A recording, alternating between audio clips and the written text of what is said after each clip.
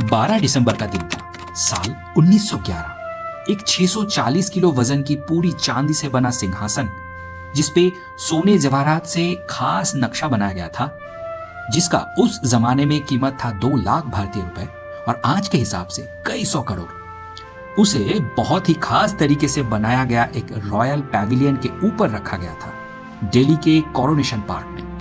इतना चकाचौंध और शानो शौकत से सजाया गया था वो जगह कि महज गांव जैसा उस जगह को एक छोटा और टेम्परेरी शहर में तब्दील कर दिया गया। और ये सब किया गया था भारत में पहली बार किसी ब्रिटिश राजा या रानी के स्वागत में। दिल्ली दरबार के नाम से प्रसिद्ध इस आयोजन में किंग जॉर्ज पंचम को भारत की एम्परर या सम्राट घोषणा किया गया था। और अपनी भाषण में किंग जॉर्ज पंचम ने दिल्ली को भारत की नई राजधानी घोषणा की, जो तब तक कैलकाटा या कलकत्ता हुआ करता था। इसके बाद अगले 2 दशक तक दिल्ली को भारत का नया राजधानी बनाने का काम जोर शोर से चला और फिर 13 फरवरी 1931 के दिन भारत की नई राजधानी के तौर पे नई दिल्ली का उद्घाटन हुआ। लेकिन इस नई दिल्ली को नई दिल्ली बनाया कैसे गया, उससे पहले इस जगह का नाम दिल्ली कैसे पड़ी और उससे भी पहले ये जगह क्या था, ये सारा कुछ जानेंगे आज की वीडियो में। इतिहास के पन्नों से। राजधानी बनाने के लिए ब्रिटिशों ने पुरानी दिल्ली से करीब 4 किलोमीटर दक्षिण में लगभग 26 स्क्वायर किलोमीटर एरिया में नई दिल्ली का कंस्ट्रक्शन शुरू किया और इसके चलते दिल्ली और उसके आसपास के इलाके में नए से बनने या पुरानी मॉडिफाई होने वाली ये 9th सिटी या 9वां शहर था। क्योंकि इतिहास में दिल्ली का इससे पहले 1000 वर्षों से भी ज्यादा समय में 8 बार पुनरुत्थान किया गया था। इतनी लंबी समय में अलग अलग शख्सियत ने दिल्ली का रूह और रूप दोनों ही बदला और जाहिर सी बात है इन बदलाव के साथ साथ दिल्ली का नाम भी परिवर्तन होते रहा।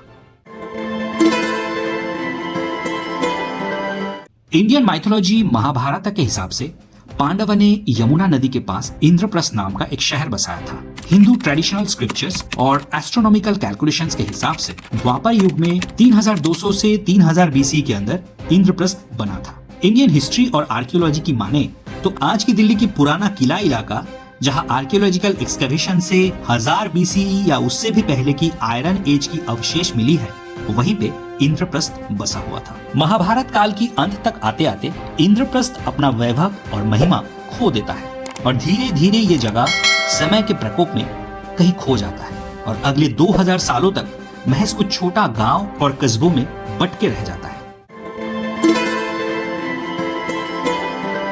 फिर साल आता है 736 का। अनंगपाल नाम की एक तोमर राजा ने प्राचीन इंद्रप्रस्थ के ही आसपास अपने राज्य की राजधानी बनवाया और क्योंकि उस जगह की मिट्टी में नमी ज्यादा होने के चलते भूमि थोड़ी ढीला ढाला टाइप की थी, तो इसलिए उस जगह की नाम उन्होंने दिया दिल्ली और इससे ही बाद में दिल्ली नाम की उत्पत्ति हुई। दिल्ली में तोमर राज की खात्मा हुई 1153 साल में, जब राजस्थानी ओरिजिन के राजा विग्रहदेव चौहान ने दिल्ली आक्रमण की, वहां के तोमर राजा को हराया और दिल्ली में चौहान राजवंश की शुरुआत की। लगभग 27 साल बाद इसी चौहान वंश की पराक्रमी राजा पृथ्वीराज ने तोमर राज की पुरानी दिल्ली को 1180 के दशक में और ज्यादा विस्तृत किया और इसे विशाल वर्ल्ड क्लास नगरी में तब्दील किया और इस जगह का नाम दिया राय पिथोड़ा।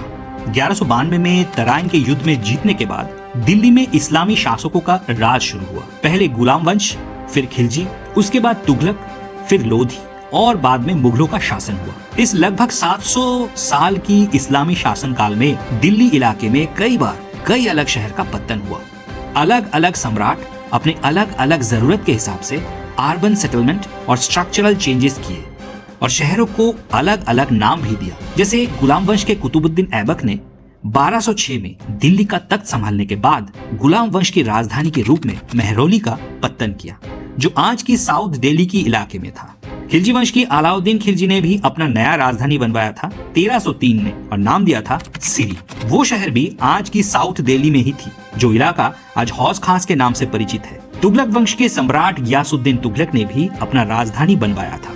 1321 में बनके तैयार हुआ इस शहर का नाम दिया गया था तुगलकाबाद। इसके बाद 1327 में उनके बेटे मोहम्मद बिन तुगलक ने दिल्ली इलाके से राजधानी शिफ्ट किया था दौलताबाद में, लेकिन पानी की किल्लत और कई सारे असुविधाओं के लिए उस जगह से उन्होंने 1334 में राजधानी फिर से दिल्ली में शिफ्ट करवाया। मोहम्मद बिन तुगलक ने सीरी और महरौली के बीच में एक और छोटा शहर का निर्माण भी किया था, जहानपना नाम की। इस शहर का निर्माण का कारण था मंगोल आक्रमण से दिल्ली को बचाना। इसी वंश की एक दूसरा सम्राट फिरोज शाह ने भी एक नगर बनवाया था फिरोजाबाद के नाम से। आज दिल्ली की जिस जगह पे फिरोज शाह कोटला है, फिरोजाबाद भी वहीं पे था।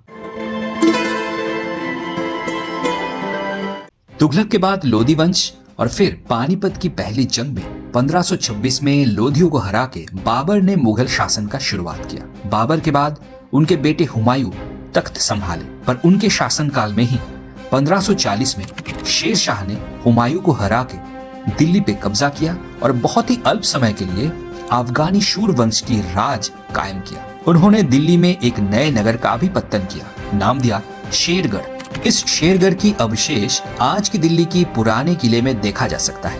कहा जाता है कि इसी शेरगढ़ नगर की एक इमारत जिसका नाम था शेर मंडल, उसी की किसी एक मंजिल से गिर के हुमायूं की मौत हो गई थी। हुमायूं के बेटे अकबर ने दिल्ली से आगरा में राजधानी शिफ्ट करवाया था और आने वाले पीढ़ी में सम्राट शाहजहां ने दिल्ली में फिर से एक भव्य इमारतों से भरा शहर बनवाया, जिसका नाम दिया शाहजहानाबाद, और आगरा से राजधानी फिर से दिल्ली में शिफ्ट करवाया। आज की दिल्ली की लाल किला और जामा मस्जिद शाहजहां ने ही बनवाया था अपने नाम से बनी उस शहर में। दिल्ली शहर में बनने की जितनी गाथा है, वैसे ही उजड़ने की भी भयानक दास्तान है। छोटी घटनाओं को अगर छोड़ भी दे, तब भी 3 बड़े घटनाओं की जिक्र बनता है। तुगलक शासनकाल में 1398 में तैमूर लंग ने, 1739 में नादिर शाह ने और फिर 1857 में ईस्ट इंडिया कंपनी ने दिल्ली को ध्वस्त किया था। खून की नदियां बहाई और शहर को खंडहर में बदल दिया। तैमूर लंग और नादिर शाह ने जहां सिर्फ लूटने की फिराक में शहर को तहस नहस किया था, वहीं अंग्रेजों ने 1857 के महाविद्रोह की बदला भारतीय लोगों से लेने के लिए ही तांडव मचाया था। और इन तीनों ही बार में सदियों लग गए दिल्ली को फिर से शहर बनने में। ब्रिटिशों ने कई प्रमुख कारणों के वजह से पुरानी दिल्ली को संशोधित ना करके एक नए स्थान पे नई दिल्ली का निर्माण करने का निर्णय लिया। मुगल और भारतीय ऐतिहासिक संबंधों वाले शहर को अपनाने की जगह पे British power, Prestige, design and planning को दर्शाने वाली एक grand new royal city develop करना चाहते थे वो लोग। ऊपर से पुरानी दिल्ली एक घनी आबादी और भीड़ भाड़ वाली मलिन संकीर्ण जगह था, जहां भव्य यूरोपीय शैली का शहर बनवाना बहुत मुश्किल होता। इसीलिए नई जगह पे नई शहर न्यू दिल्ली बनी, जहां ब्रिटिश आर्किटेक्ट्स एडविन ल्यूटियंस और हर्बर्ट बेकर बड़े रास्ते, खुली जगह, पेड़ पौधे और यूरोपियन स्टाइल के बिल्डिंग्स के संभार बनाए। किंग जॉर्ज पंचम की घोषणा के 3 रोज बाद 15 दिसंबर को नई राजधानी की आधारशिला रखी गई। राजा और रानी ने हाथी के दांत से बने औजार से उन शिलाओं की स्थापना की।